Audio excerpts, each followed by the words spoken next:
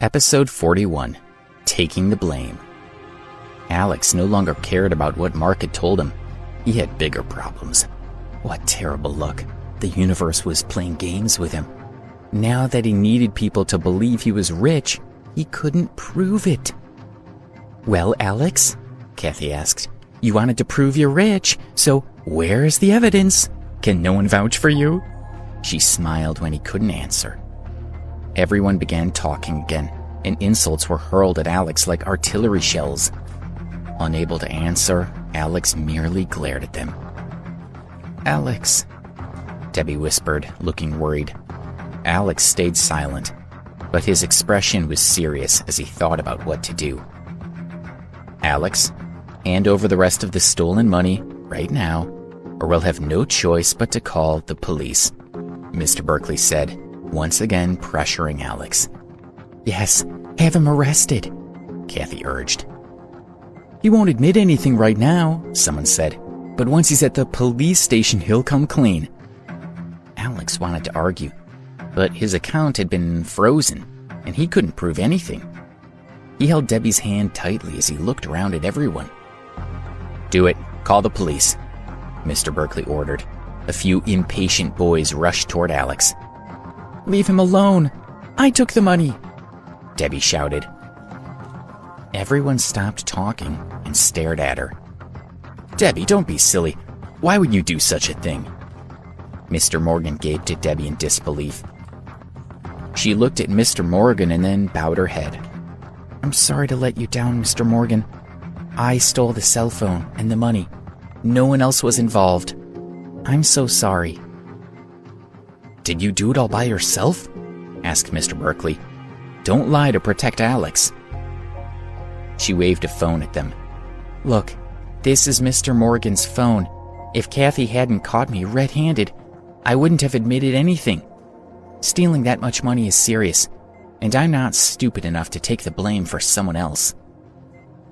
It made sense, and everyone seemed to believe her.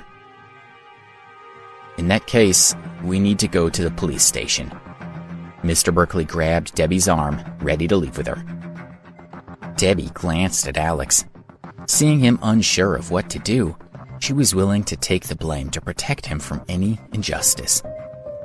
Although she didn't know where she would get the $350,000, and even though she might face severe punishment, she wasn't afraid. Instead, she was determined to help him. Alex began to panic. He hadn't expected Debbie to protect him. Shocked, he realized how much she must love him. How could he possibly let her take the blame for him? When Debbie looked at him, he felt guilty. As a man, how could he allow a woman to protect him? That just wasn't something he could do. "Debbie, don't cover for me," Alex said, smiling faintly at her. He was lucky to have such a woman in his life. Debbie was stunned and didn't understand what Alex was saying. "What do you mean?" Mr. Berkeley asked. He considered Alex's words. "Are you telling me that she's lying? You took the money, didn't you?" "If I denied it, would you believe me?" Alex asked with a shrug. "Aren't you here because you thought I did it?" "Ha! You finally admitted it," Kathy taunted him. "Debbie couldn't possibly have done such a thing." "No, he's lying. I did it." Debbie knew that Alex wanted to protect her. "Debbie, stop," Alex said. "I planned everything. I stole Mr. Morgan's money, and then I tried to use you to get rid of it all. The idea was to spend the money on you as quickly as possible, but it was taking too long, so I decided to donate most of it." "No! If that were true, then why would I admit to it? And why would you confess?" Debbie shook her head. "That makes no sense. You're lying." But nobody seemed to be convinced by her arguments. Alex laughed. "You're too naive. How long do you think you'll be able to keep lying to the police? It's over, Debbie. Let it go." Debbie was too stunned to argue. "Alex, is that true? You were just using me?" Debbie's eyes shone with tears. Alex's deception hurt more than the thought of going to jail. "I'm sorry." His gaze slid away. 2 tears slipped down Debbie's cheeks, and the strength drained from her. leaving her so shaky that a single puff of air could knock her over. "Debbie, are you okay?" Alex asked with concern, reaching out to help her. "Leave me alone," Debbie yelled as she slapped his face. She stared at him with tears still sliding down her face. "You lied to me. Why? Why did you lie to me?" She glared at him and then ran out of the ward. Alex watched her leave, feeling a little dazed. Debbie didn't realize how much he cared about her. She had been willing to take the blame for him. Couldn't she see that he wanted to do the same for her? "Oh, Alex, I thought you genuinely liked Debbie. I can't believe you were just using her. I'm so glad I dumped you," Kathy taunted him, while everyone else began to insult him. Alex simply blocked them out, his mind still on Debbie. He only hoped she wouldn't do anything stupid. The university officials started discussing the matter. Mr. Morgan didn't want to create a fuss, and they had already recovered part of the stolen money, so they decided not to inform the police. Hopefully that would protect the university's reputation. Alex was ordered to repay the money within 5 years. After the agreement was reached, everyone dispersed. It was late by the time Alex returned to the university. He wanted to call Debbie and check in on her, but he decided against it. He had no way of fixing the problem. So if he called, what would he say? Besides, she probably needed time to calm down. When he reached the dorm, his roommates had also heard about the incident and told him not to worry. Too tired to talk to them, he simply went to sleep.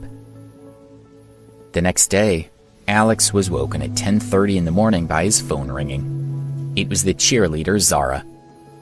"Alex, why did it take you so long to answer?" Zara asked. "I'm calling you to let you know my cousin is free for lunch, so I've arranged for you to meet her at the Central Plaza. Make sure you clean yourself up before you come." "Zara, why didn't you give me more notice? I don't want to go anywhere." Alex was in no mood to go out after the previous day's incident. "Hey, since when do I answer to you? If you don't want to come, then don't," Zara said, ending the call. Alex had promised Zara that he would help her cousin, so he wouldn't let her down. Besides, he couldn't solve his money problems anyway, so he may as well do this. He got washed and dressed, and then he hurried to the Central Plaza. Zara and Karen were sitting under an umbrella, drinking lemonade. Zara tossed her phone onto the table. "What is it?" Karen asked, her heart beating faster. "Doesn't Alex want to come?" "So what? Don't worry, he'll come anyway. And if he doesn't, then I'll take care of it," Zara said confidently. Karen's heart stopped pounding. She took a sip of her lemonade and glanced at Zara.